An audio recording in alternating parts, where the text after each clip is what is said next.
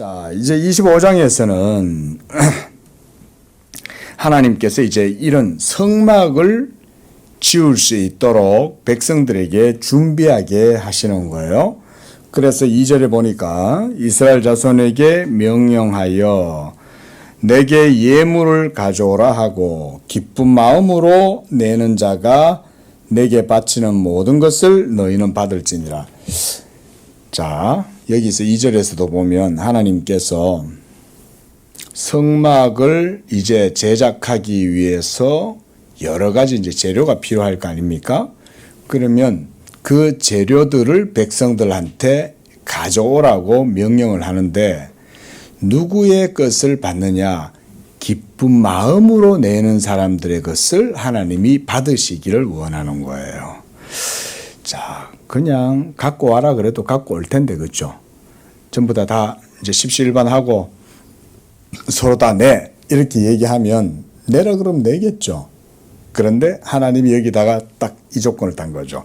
기쁜 마음으로 내는 사람. 자, 왜 기쁜 마음으로 성소의 재료들을 하나님 앞에 자원해서 드리는 것을 받으라 라고 말할까요? 이게 그만큼 중요하기 때문에 그런 거죠. 그냥 의무적으로 억지로라도 의무를 부과해가지고 할 수도 있겠죠. 그런데 하나님은 기쁜 마음으로 가져온 재료를 쓰시기를 원하시는 거예요. 그만큼 성막이 영적으로 중요한 거죠. 그래서 기쁜 마음으로 하나님께 바치기를 원한다는 거죠. 첫째로 이스라엘 백성들이 하나님께 무언가를 드릴 때 하나님께 무슨 억지로 드린다든지 무슨 조건적으로 하나님께 드리고 이렇게 할 수 있는 그런 게 아니죠. 이스라엘 백성들은 하나님께서 애굽에서 친히 구속해 주신 거잖아요.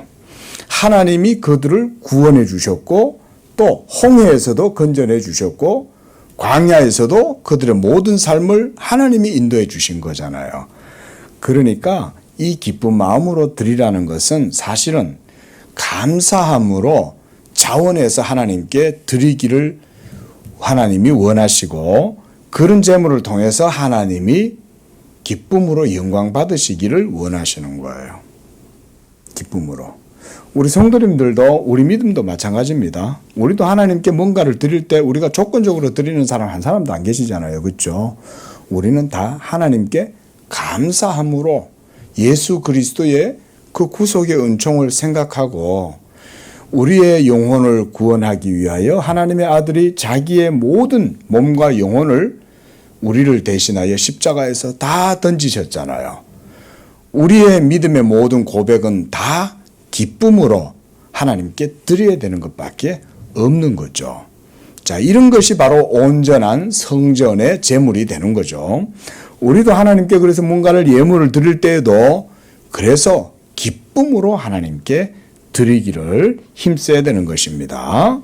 자, 이제 3절에 보면 너희가 그들에게서 받을 예물 금, 은, 놋, 또 청색, 자색, 홍색 실, 또 가는 배실, 그 다음 염소털, 그 다음 붉은 물들인 순양의 가죽, 또 해달의 가죽, 그 다음 조각목, 또 등류와 관유에 드는 향료, 분향할 향을 만들 향품, 호마노, 이건 이제 보석이죠. 그 다음 애복과 흉패에 물릴 보석.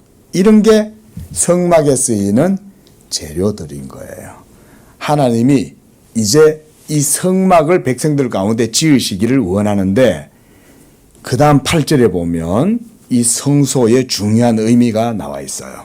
자, 뭡니까? 우리 8절 읽어봅시다. 시작. 내가 그들 중에 거할 성소를 그들이 나를 위하여 짓게 해라 이 말이죠. 성소는 그러니까 뭐라는 거예요? 하나님이 우리 가운데에 거하실 성소라는 거예요. 성막은. 그러니까 사실은 뭐 성소가 없어도 하나님이 우리 가운데 거하실 수는 있죠. 그렇죠? 그런데 이 성막을 통해서 하나님이 백성 가운데 거주하신다. 함께 하신다, dwelling, 거한다라고 하는 것에 대한 상징적인 모형을 보여주는 거예요. 하나님이 뭐 성소에 거하실 필요가 있겠습니까? 그렇죠? 다윗이 내가 여호와를 위하여 나는 이렇게 백향목국에 사는데 하나님은 이 모형의 성막 가운데 여호와의 궤가 있다 이러면서 다윗이 내가 여호와를 위하여 집을 짓겠노라 이랬더니 하나님께서 다윗한테 그러잖아요. 야, 네가 뭐 나를 위하여 집을 짓겠다고? 아니야, 내가 너를 위하여 집을 지을 거야 이렇게 말씀하죠.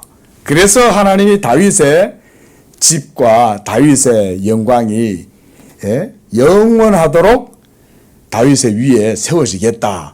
그 하나님이 도리어 다윗의 집을 짓겠다고 하신 거지 않습니까? 그럼에도 불구하고 하나님께서 다윗이 아니라 다윗의 아들 솔로몬을 통해서 이 성전 짓는 것을 허락하시죠. 자, 여러분, 하나님께서 그때 다윗한테 뭐라고 그러냐면, 야, 내가 뭐 사람의 손으로 지은 그런 거에 내가 거할 것 같아? 이렇게 얘기하시죠. 그죠? 맞잖아요. 천지 만물을 창조하신 하나님이 계시는데 우리가 뭐 이 세상에 있는 것 같고 하나님이 거할 집을 짓겠냐 이거죠. 그렇죠? 벌써 여기서도 하나님께서 뭘 생각하시겠어요? 하나님의 참성전, 하나님이 진짜 거하실 성전을 생각하시는 거죠. 그 참성전이 바로 예수 그리스도의 몸이죠. 그죠?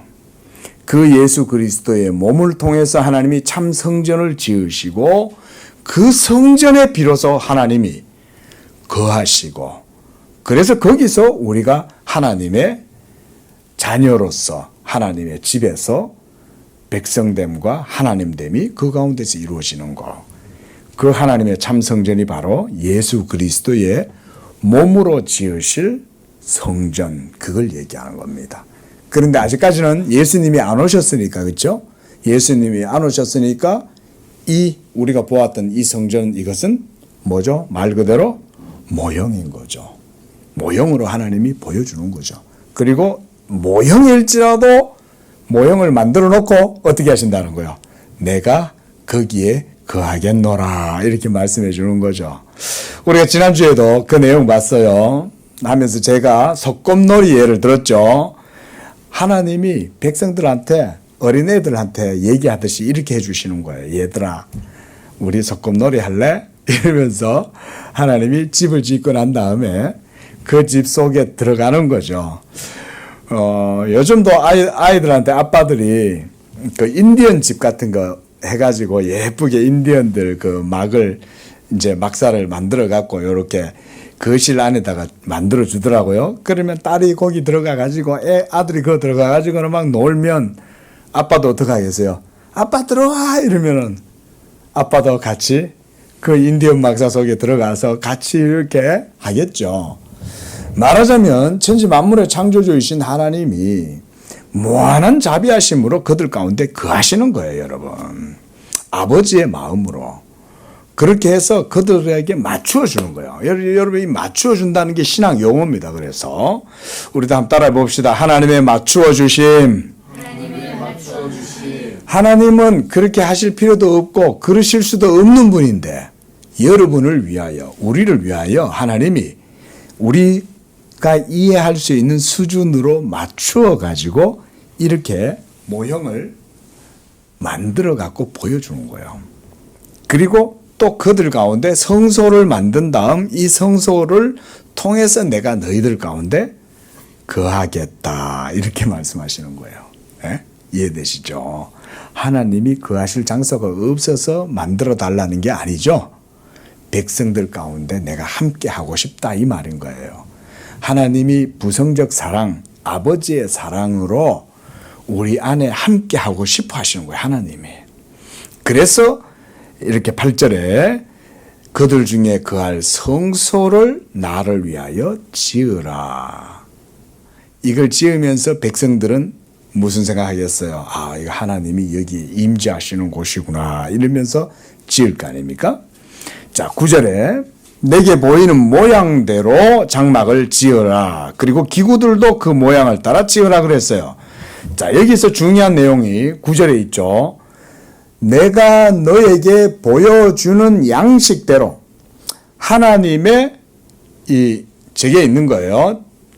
설계도가 있는 거예요. 하나님의 설계도가. 그래서 너에게 보여주는 모양대로 장막을 짓고 기구들도 모양을 따라 지어라 이렇게 말했어요. 자, 이 모든 것 다 하나님이 보여주신 거죠. 그리고 중요한 건 뭐냐면 하나님이 보여주는 대로 만드는 게 중요해요. 왜냐하면 모든 상징성, 그 모형이 가지고 있는 의미, 상징성은 다 하나님의 의도를 따라서 이루어져야 되잖아요. 그렇죠? 그래서 종교적인 기구를 만든다든지 어떤 종교적 의미를 담아서 어떤 상징적인 물건을 만들 때는 인간이 함부로 자기 마음대로 추측해서 만들어서는 안 되겠죠. 하나님이 하늘의 진리에 속해 있는 것만을 그대로 반영해가지고 그걸 모형으로 보여준 대로 만들어라 그 말인 거예요. 그래서 하나님께서 모세에게 시내산에서 다 보여주시는 거예요. 모세야, 장차 내가 너희들 가운데 내 거처를 삼고 내가 너희를 성전 삼아서 그들 가운데 거하고 그들은 내 백성이 되고 나는 그들의 하나님이 되도록 할 거야. 그래서 하나님과 사람이 만나게 될 거야. 그래서 하나님과 사람이 연합하게 될 거야.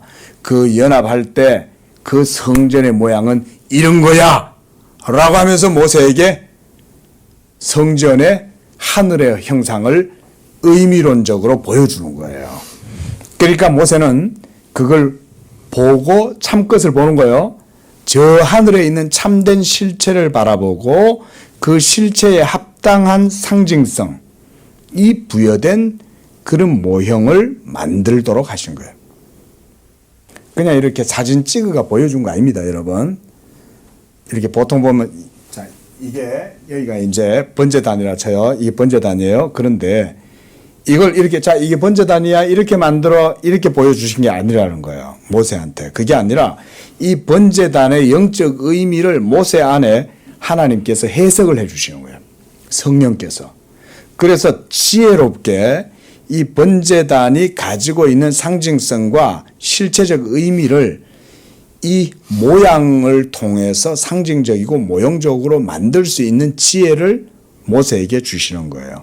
그래서 모세가 하늘의 참 실체의 모형을 보고 그대로 그걸 반영시켜서 모형으로 만들게 하신 거예요. 그래서 내가 너에게 보여준 대로 만들어라는 거예요, 이거를. 그렇게 해서 그대로 참것의 의미가 여기에 투사가 되게 하고 그렇게 해서 이것을 모형적 의미로 사용하게 하시는 거예요. 그래서 이걸 사용할 때 하나님이 그 제사를 합당하다고 여겨주는 거예요.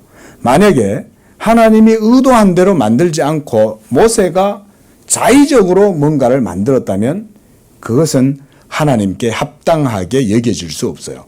그럼 하나님이 그걸 받으시지 않는 거죠. 여기에 바로 9절의 내용이 그 의미를 말씀하고 있는 거예요. 그래서 너에게 보여주는 모양대로 하라는 거예요. 이게 바로 하나님의 계시대로 하라는 거죠. 자, 10절에서는 이제 조각목입니다. 이 조각목이라는 것은 저 중동의 그 메마른 땅에 광야에서 자라나는 일종의 우리나라로 하면 아카시아와 같은 종류의 나무입니다. 그래서 성경에서 보면 시띠나무라고 하는 건데요.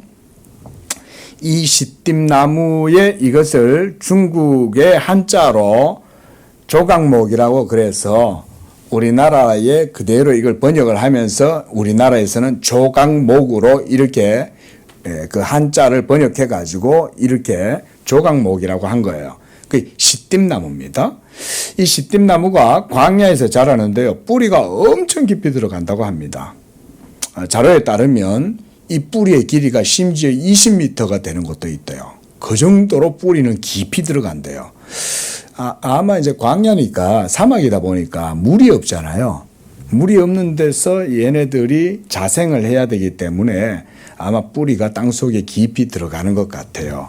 그런데 이 시띠나무가 그러면 쓸만한 제목이냐? 가령 예를 들어서 우리나라에 궁궐이나 주택을 지을 때 대들보를 만들 만큼 이렇게 무슨 뭐 금강송이나 아니면 이제 성경 속에 나오는 무슨 백향목 같은 그런 식으로 아주 고급 목재냐? 전혀 그런 게 아니에요. 그게 아니라 우리가 아카시아 이러면 별로 쓸모 없잖아요. 거의 그런 나무인 거예요. 게다가 모양도 삐뚤삐뚤해. 아카시아는 그렇게 따지면 약간 곱게라도 하지. 얘는 막 삐뚤하게 생겨가지고 이거를 어떤 제목으로 쓰기가 아주 이게 형편없는 그런 나무인 거예요. 그런데 하나님께서 광야에 있는 그 나무를 이용해 가지고 뭘 만드냐면 증거궤를 만드는 데 쓰시는 거예요. 제가 이거 묵상하다가 여기서 좀 은혜를 받았습니다. 이 조각목이 꼭 나 같은 거야. 조각목의 모습이 광야에 있는 이 조각목이 꼭 내 자신의 연약한 모습과 같아 보이더라고요. 우리 인간의 육체의 모습이 바로 그런 게 아니냐. 하나님께서 도무지 어디 쓸데없이 이리 삐뚤 저리 삐뚤 못하고 또 까탈스럽고 또 이게 단단하다 그래요. 광야에서 자라고. 그 물기가 별로 없고 이게 벌레도 파먹기 어려운 나무라고 합니다. 아주 강도도 강하고 그래서 벌레도 이것을 갉아먹지 못할 정도로 단단하고 그리고 삐뚤삐뚤하고 이게 참 메마르고 삐뚤어지고 어디 내놔도 보기도 흉한 그런 연약한 우리들의 모습인데 이거를 하나님이 가장 귀한 하나님의 개념 언약의 율법 돌판을 보관하는 그 증거궤를 만드는 그 재료로 사용했다는 게 참 제가 은혜가 되더라고요. 우리 안에 하나님께서 자기의 말씀을 두시잖아요. 그렇죠? 예? 우리 육체의 마음의 비석에 하나님이 자기의 계명의 말씀을 새겨주시잖아요. 이 얼마나 놀라운 하나님의 은혜가 아닙니까?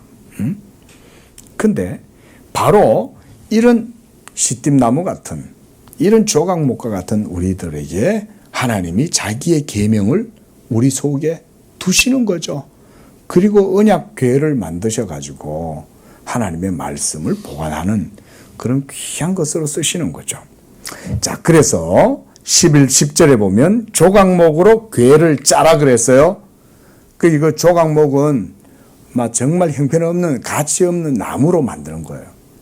근데 그런 나무로 만들었지만 그 속에는 하나님의 율법의 돌판이 들어가 있다. 이게 이제 중요하겠죠. 자, 2규빗 반, 이거 이제 학자들에 의하면 약 한 130cm 정도, 1m 30이 조금 넘는다고 합니다. 그러니까 길이는 1m 30 정도 되고요. 그 다음 너비는 한 규빗 반, 이것은 한 78cm 조금 넘는다고 합니다. 78cm. 그러니까 너비니까 한 이 정도 되나요? 50. 이 정도 되겠네요. 그렇죠? 별로 크지 않아요. 그 다음에 너비도 마찬가지고 높이도 마찬가지고 다 78cm 정도. 이건 대략입니다. 이 정도 크기라고 생각하시면 돼요. 이게. 자, 그런 다음에 11절 보세요. 그걸 어떻게 해요? 순금으로 싸는 거예요. 이것도 이게 은혜가 되는 거예요, 여러분. 조각목 그 자체는 볼품 없죠. 가치도 없고. 예? 그런데 하나님이 그걸 쓰시기 위해서 뭘 하는 거예요? 거기에다가 순금을 덮는 거예요. 이거는 예수 그리스도의 은혜로 우리의 연약함을 덮어주는 것입니다. 이게 바로 이 금이 예수 그리스도의 은총이라고 생각하시면 돼요.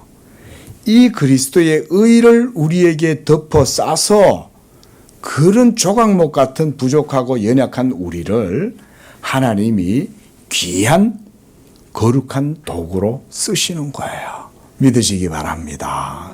여기 우리 중에 그리스도의 은총을 입지 않은 분이 한 사람도 없잖아요. 여러분이 무엇이든지 믿음으로 행하는 것마다 하나님이 기쁘게 받으시는 줄로 믿습니다. 직장에서도 주어진 일에 여러분이 믿음으로 하시면 하나님이 금으로 싸주시는 거예요. 여러분은 조각목이라도 하나님이 은혜로 금을 싹 덮어갖고 여러분의 행위를 귀하게 만들어 주시는 거예요. 이거 믿으시기 바랍니다. 아주 실천적인 논리예요, 여러분. 여러분들이 이 믿음으로 행하면 하나님이 여러분의 삶의 행위를 귀하게 만들어 주세요. 그리고 그게 복이 되게 해주십니다. 우리 형제는 믿으시기 바랍니다. 아셨죠? 믿음으로 행하는 모든 행위를 복되게 해주신다. 이걸 믿고 열심히 하세요. 그러면요, 하나님의 복이 임하는 거예요. 하나님의 복이. 예.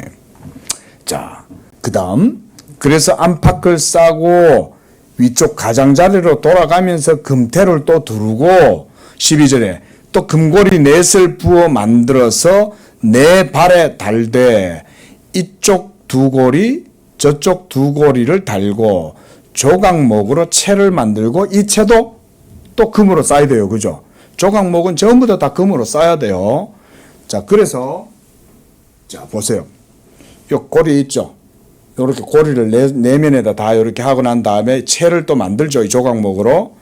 그럼 조각목으로 만든 이 채도 금으로 싸는 거예요. 그래서 지금 이게 금이에요, 여러분. 갑자기 눈이 확 떠지시네. 금이라니까. 예. 이 금으로 전부 다 싼 다음에 거룩하게 만드는 거죠.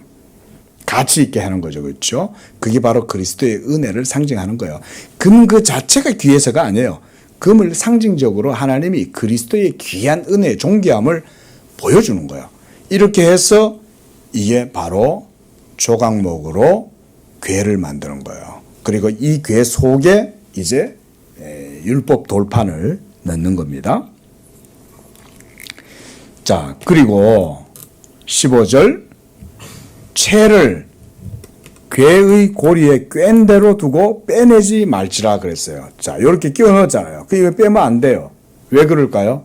뺄 때마다 또다시 만져야 되고 집어넣고 그래야 되잖아요. 근데 이건 함부로 못 만지는 거예요, 여러분. 이거는 여호와 하나님의 심장과 같은 거예요, 말하자면. 근데 이 거룩한 거를 함부로 만지면 자칫하면 우리가 하나님의 신적인 노여움에 죽을 수도 있잖아요. 그러니까 이걸 딱 끼워놓고 궤를 만지지 못하고 채를 만지는 거죠. 궤는 손으로 만질 수가 없으니까. 그러면 이제 제사장들이 딱 가서 4명이 가가지고는 이 궤를 채를 딱 잡고 궤를 들고 이동하겠죠. 그렇죠? 그러면 궤를 안 만져도 되잖아요. 그러니까 이 채는 빼지 말고 항상 끼워 놔라 그런 거예요. 그 다음 16절 내가 너에게 줄 증거판을 궤 속에 두어라. 자, 지금 현재 돌판을 받았어요, 안 받았어요? 아직 안 받은 거예요. 아직 안 받고 하나님이 그건 나중에 다 주시는 거예요. 미리 이걸 다 준비해 놓고. 그러니까 모든 성막에 가장 중요한 게 뭐예요? 하나님의 언약의 돌판이 가장 중심이고 심장인 거예요, 여러분. 그게 바로 하나님의 언약의 문서잖아요. 언약의 조문이 그 돌판에 기록되잖아요. 하나님과 이스라엘 사이에 맺으시는 언약 조문이 그 돌판 가운데 기록되기 때문에 이 돌판을 모든 걸 다 마련해 놓고 난 다음에 하나님이 모세한테 주시는 거예요. 그리고 이 모든 걸 다 만들어 놓고 이 안에다가 돌판을 넣고 이 그룹을 만들어 가지고 이 위에다가 딱 속죄소 위에다가 이걸 갖다가 딱 올려놓는 거죠. 예.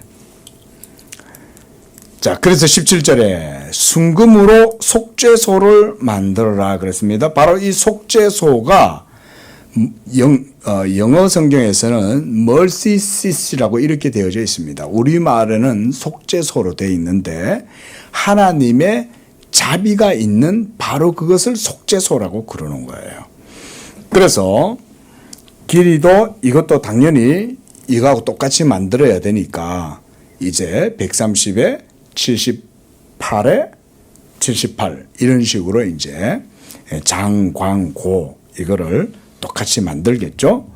그렇게 해서 그것도 18절에 금으로 자, 요게 이제 그룹입니다. 금으로 그룹들을 만들어요. 요게 지금 보면 요게 날개입니다, 여러분. 지금 모양이 약간 좀 그런데 요게 지금 날개예요. 여기 보면 요렇게 이제 모양의 무늬까지요. 사실 저는 이제 보이는데 무늬를 만들어 놓은 거예요. 날개 무늬. 그래서 천사가 어떻게 했냐면 이 속죄소 위에서 날개를 자기의 그 거룩한 영광스러운 천사의 날개를 펴갖고 여호와의 법궤 위에서 이렇게 덮고 있는 거예요. 그러면 이쪽에 있는 천사와 저쪽에 있는 천사가 둘이서 서로 이렇게 마주 대하여 있는 모양이 이거예요. 이렇게 해서 법궤 위에 속죄소 위에 이게 딱 이렇게 있는 거예요. 그러니까 뭘 보호하고 있는 거예요? 하나님의 언약의 돌판에 그 영광스러움을 이 천사들의 모형을 통해서 다 보호하고 있다는 것을 보여주는 거죠. 그만큼 언약을 하나님이 귀하게 여기시는 거죠. 우리 성도님들 하나님의 말씀 귀하게 여기시기 바랍니다. 하나님의 계명을 귀하게 여기시기 바랍니다. 하나님의 계명을 귀하게 여기면 하나님은 지금도 복을 주셔요.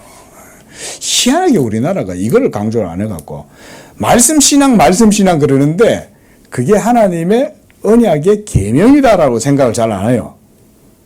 그래가지고 여러분 하나님의 계명에 순종하세요 그러면 다들 반감을 가져요. 예수 믿는 사람들조차도. 예수 믿으면 하나님의 계명을 순종해야 됩니다라고 말하면 많은 분들이 율법 폐기론적인 생각을 가지는 분이 적지 않습니다, 여러분. 이 큰일이에요. 큰일이에요. 그러니까 예수의 보혈과 예수의 구속의 은혜와 십자가의 사역과 이런 거는 많이 얘기를 했는데 하나님의 계명에 따라 살아가는 삶에 대해서는 우리나라의 선교사들부터 선교 초기부터 제대로 안 가르쳤던 거예요. 복음의 은혜는 하나님의 율법의 계명을 따르는 순종으로 나아간다는 걸 안 가르친 거예요, 여러분. 그러니까 하나님이 은혜 주시는 줄로 믿습니다. 이러면 막 전부 다 쌍수를 들고 환영을 하다가 그 믿음으로 하나님의 계명에 순종하시기 바랍니다. 이러면 전부 다 조용한 거예요. 이 큰일인 거예요, 이게. 그래서 아침에도 얘기했지만 1000만 성도가 있으면 뭐예요? 하나님의 계명에 순종함이 없는 거야. 그러니까 1000만 성도들 중에 10만 명만 순종해도 하나님이 충분히 자기 영광을 나타내실 수가 있는 거야. 하나님의 계명의 순종의 능력이 그 작은 1%도 안 되는 숫자를 통해서도 하나님이 나타낼 수 있음을 보여주시는 거죠. 하지만 1000만 명이 다 예수 믿는 1000만 명이 다 하나님의 계명에 순종한다면 얼마나 좋겠어요. 그만큼 하나님의 계명을 요즘 별로 소중히 여기지 않아서 그래서 저는요 정말 우리 양재교회 개척하면서 제가 가지고 있는 비전과 가치 중에 하나가 뭐냐면요 하나님의 계명의 말씀에 순종하는 성도들이 되게 하자. 여기서 있는 부족한 종으로부터 시작해서 우리 모두가 다 하나님의 계명에 즐거운 마음으로 헌신하고 순종하는 그런 교회. 저는 이게 진짜 언약신앙이라고 봐요. 억지로 하는 게 아니라 하나님을 사랑해서 그래서 우리가 저기도 제가 2021년도 표에도 보면 우리가 그래놨잖아요. 하나님을 경외하고 주의 법을 사랑하여 주의 빛 가운데 행하자는 거죠. 즐거이 헌신하는 거죠. 주의 빛 가운데에서. 예? 그게 하나님이 기뻐하시는 거예요. 여러분 거기에서 하나님이 복을 주십니다. 하나님이 거기에서 복을 줘요. 그게 또 예수 잘 믿는 거예요. 믿습니까? 그게 예수 잘 믿는 거예요. 저분은 예수 잘 믿는다 할 때 그게 무슨 이상한 추상적인 말이 아니에요. 사변적인 소리가 아니에요. 그게 예? 그거는 그가 하나님의 계명에 잘 순종한다 그건 거예요. 예수 잘 믿는다는 것 이퀄 하나님의 계명의 순종 이거예요. 여러분 이걸 꼭 기억하실 수 있기를 바랍니다.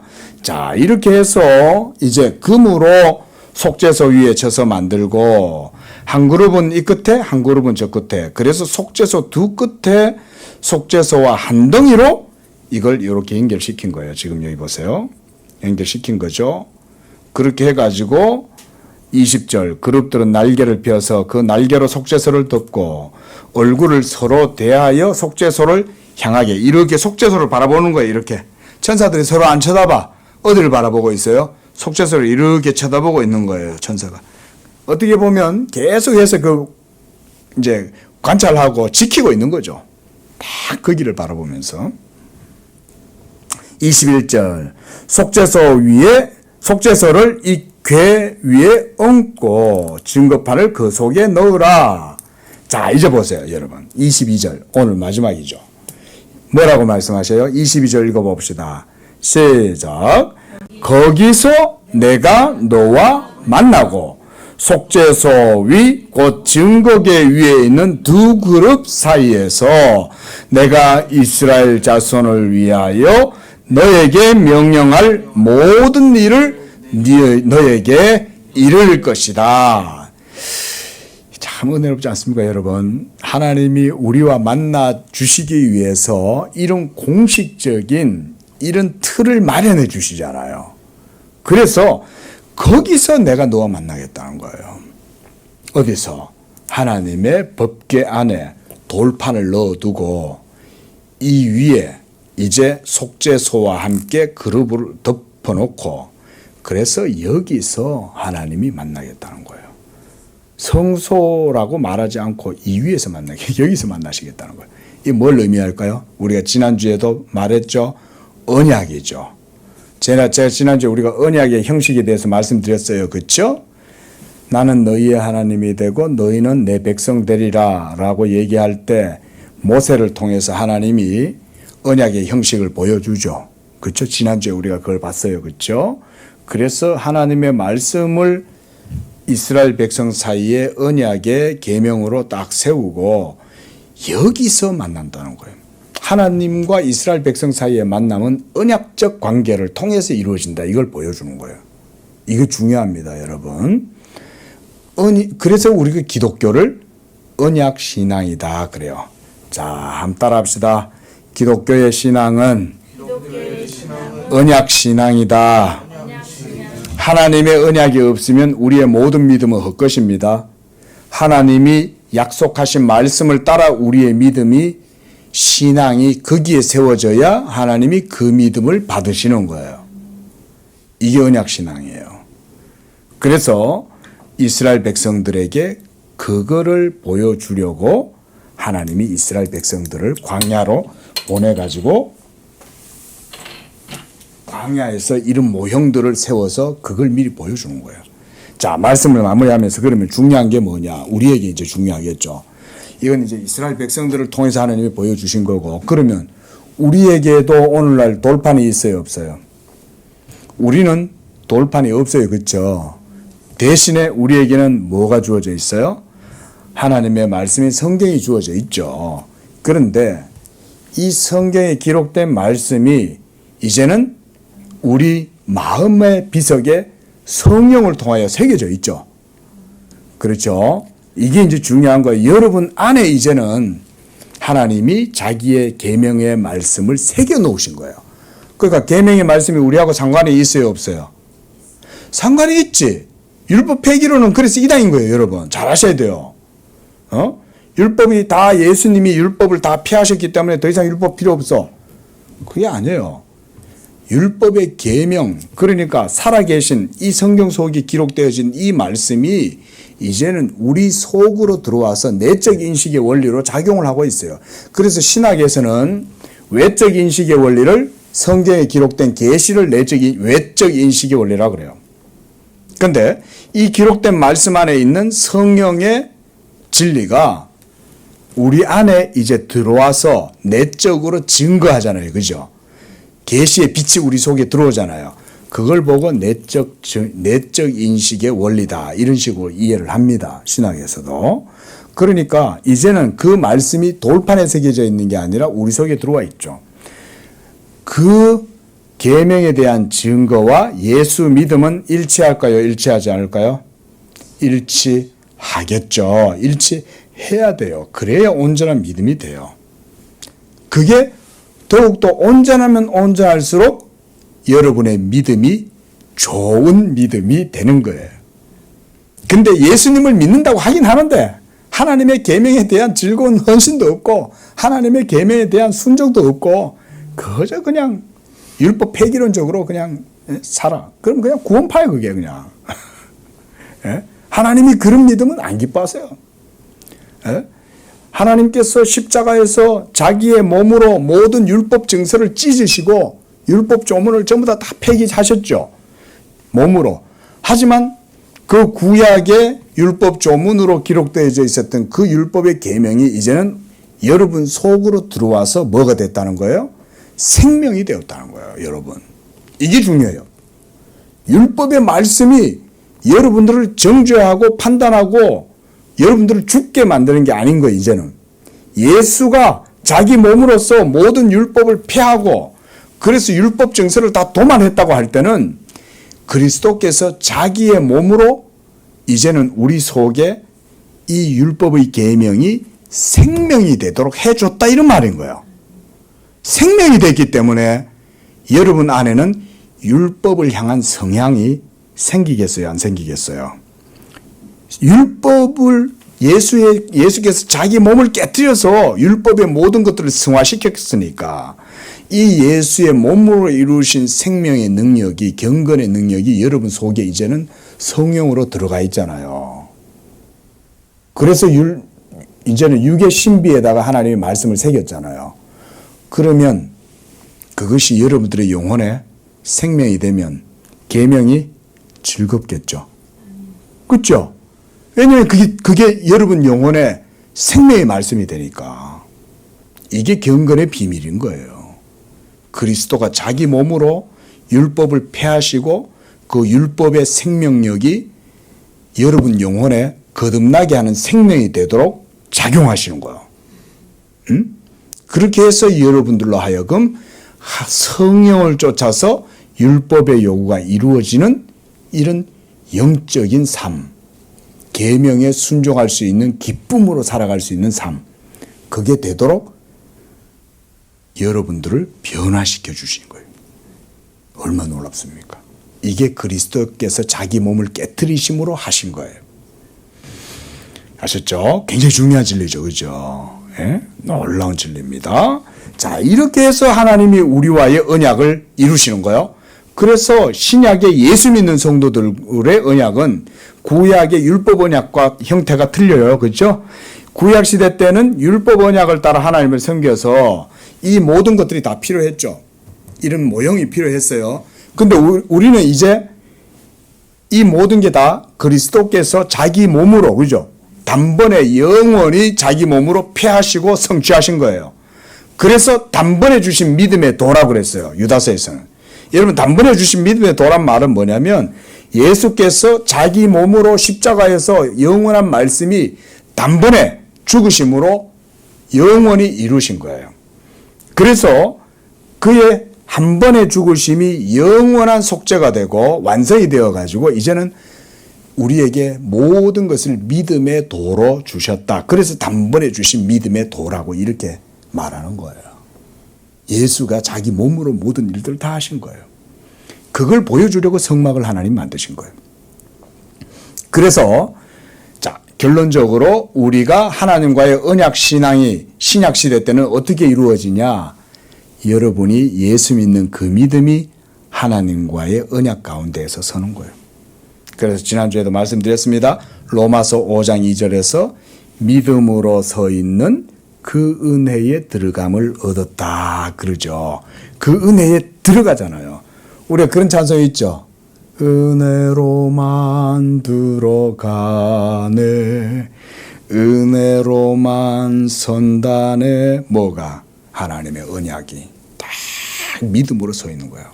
구약시대 때 이스라엘 백성들에게는 율법으로 가변적이고 모형적이고 추상적이고 상징적이고 일시적으로 주어져 있었지만 임시적으로 템포러리하게 주어져 있는 거예요.